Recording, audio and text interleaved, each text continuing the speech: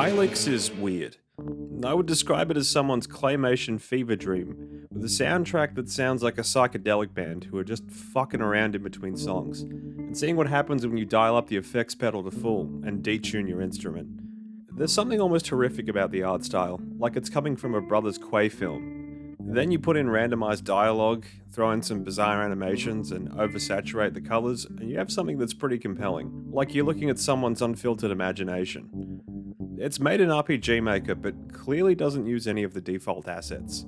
According to Steam, the most popular RPG Maker games are anime-style RPGs, indie games about depression, dark psychological thrillers, and pornography. No. I don't think Hylics fits into any of these genres, or at least I don't think it does. Steam labels the game as surreal and abstract, which is pretty accurate. Playing this game makes me feel off balance. Besides the abstract visuals and experimental soundtrack, the game has these really subtle ways of messing with the player. The movement is clearly confined to a grid, but the assets you walk on are all really odd shapes, so your steps feel sort of wrong, like you're moving around with two left feet. There are moments where you're randomly transported to a new location without much or any warning. This is incredibly disorienting the first time you play the game. There's a teleporter that brings you to a random world where things are still nonsensical, but the palette is different. When you die, the game brings you to the afterlife, which is a mini level unto itself, with talking fish and a meat grinder. Impossible space is pretty much everywhere. Even entering a building feels wrong, because you end up walking really far into the structure, and then when you cut to the inside of the room, the movement you made to get in doesn't make sense. It does let you see more of the art though, so fair play. Games like Lisa the Painful turn RPG terminology on its head with bizarre status effects, but Hylics takes this a step further and turns just about everything into something else. Instead of HP and MP, you have flesh and will. Items are things, magic is called powers. Instead of checking your equipment, you get dressed. Status is replaced with dossier, and so on. Even the mechanics have been turned on their head. A cold burrito can be thrown at an enemy for some damage, but if you chuck it in the microwave, you can get a warm burrito, which is a healing item. Jollity, cooking, guts, philology, I don't know what any of this shit is, so there you go. Combat has a decent bit of strategy. You can set up big attacks by choosing abilities in the right order. The detonation skill does big damage, but always goes last, so you can buff the character before the action takes place to get big damage.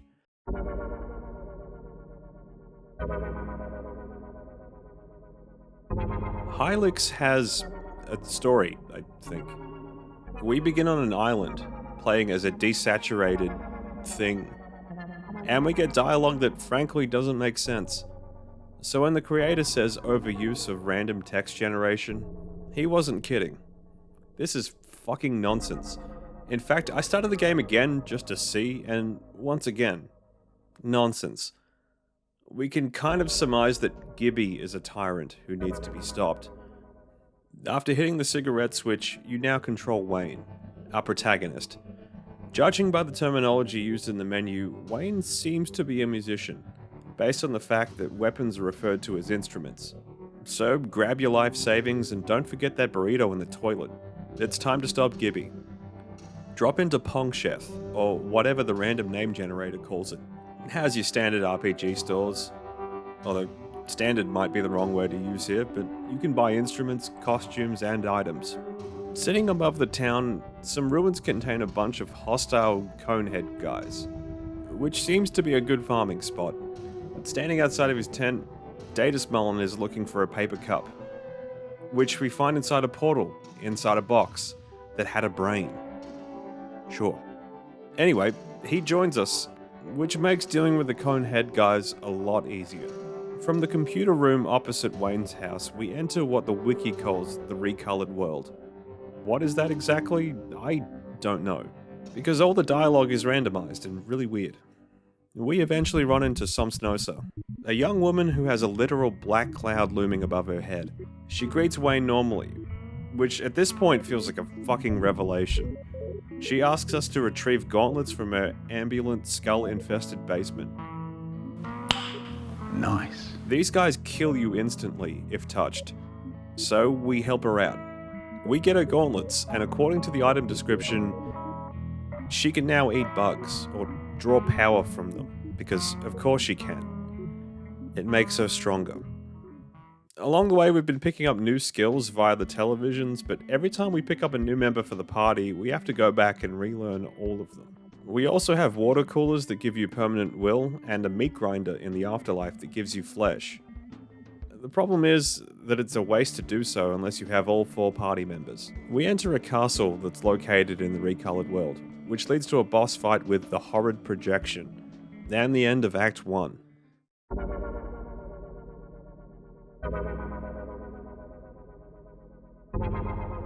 We briefly control that weird-looking, colorless guy from before, and then there's more randomized dialogue, but I'm guessing that some of it's static. Wayne destroys many oceans, though will he dance to their promise? Meanwhile, at the Moon Palace, Gibby digests. Soon the perpetuous jelly will be greatly destroyed. So I think that Wayne is destined to stop Gibby, but at what cost? Is he right? Who is this guy we keep cutting to? Why are we stopping Gibby? Are we the bad guys? My best guess at this point is that Gibby is responsible for the color being stolen from these characters. Maybe he's stealing their life force and harnessing it for something nefarious. That or Wayne just has a petty grudge against Gibby. I'm honestly not sure. And I don't want to look it up because I think being left in the dark is kind of the point. Now that the Harbour Gate is open, we can now explore more of the world. But to make life a little easier, we can get the last party member. We land on a new island, which contains a vault with 9 switches, if you could call them that. Just north of the vault are pedestals that have the solution. Inside the room is Pongorma, a knight looking for a fight. Now that we have support Tentacle-Faced Man and a woman who eats bugs to get stronger, we win the fight, and the knight agrees to join us. Now it's time to cash in all the meat in the afterlife meat grinder, and it's time to drink from all the water coolers. You know, I'm starting to feel my sanity wash away the more I talk about this game. As it turns out, when you talk to this NPC outside Wayne's house, it changes the name of the main city, and I don't like that. It's Pongsheth, the Shining City, not Garwenapon, the Youthful City, so I reset the game and did the Pongorma fight again. We take the boat to this spaghetti-looking island and have to move tombstones around to find ladders, which contain switches for a door. The ghosts are fucking annoying, but that soundtrack is nice and relaxing. We enter a door, and shit's getting a little weird, even for this game. The background seems to have discolored versions of the party members. We walk on giant bodies that kind of look like Wayne, and the enemies walk mindlessly in circles. Music is still cool, the soundtrack is incredible. Then we talk to this discolored thing, and this happens.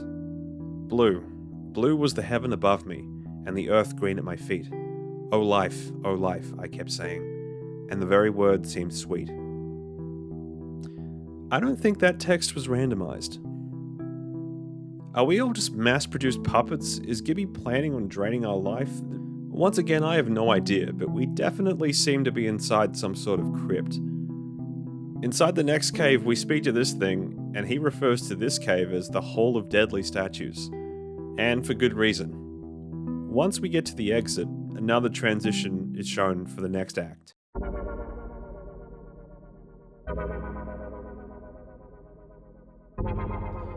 According to the wiki page, this guy who we briefly play as is named Dracula. And no one really knows who he is, or what his purpose is. Besides the game's creator, Mason Lindroth. Act 3 starts and we now have an airship.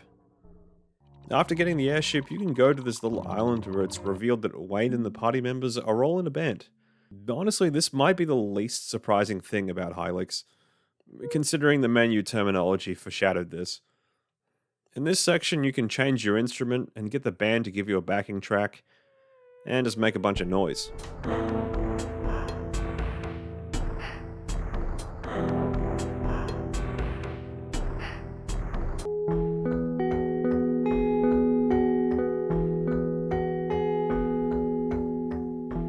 Dracula's here in the audience, along with other characters who probably shouldn't be here. We visit a laboratory, and the receptionist confuses us for the new foreman, and tells us to speak to the clawman, who asks you for a password. And once you screw that up enough times, you beat him. Now we can activate some machine that makes us filthy rich. The gang then heads to Spaceship Island, and with our newfound wealth, we can buy spaceship keys, along with a lifetime supply of hot dogs. We reach the moon, and we start taking heads. Are we the bad guys? We find Dracula lying on the floor. Kinda looks like he tried to take on Gibby and lost. We activate the final crystal, and now it's time to take on Gibby.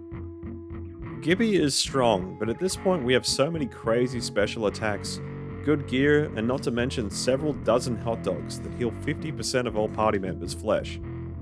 So we make pretty short work of him. As it turns out, the game had experience the whole time, and we get an absurd amount for destroying Gibby, taking our level 1 characters all the way to level 63. It's time for some answers. Or not.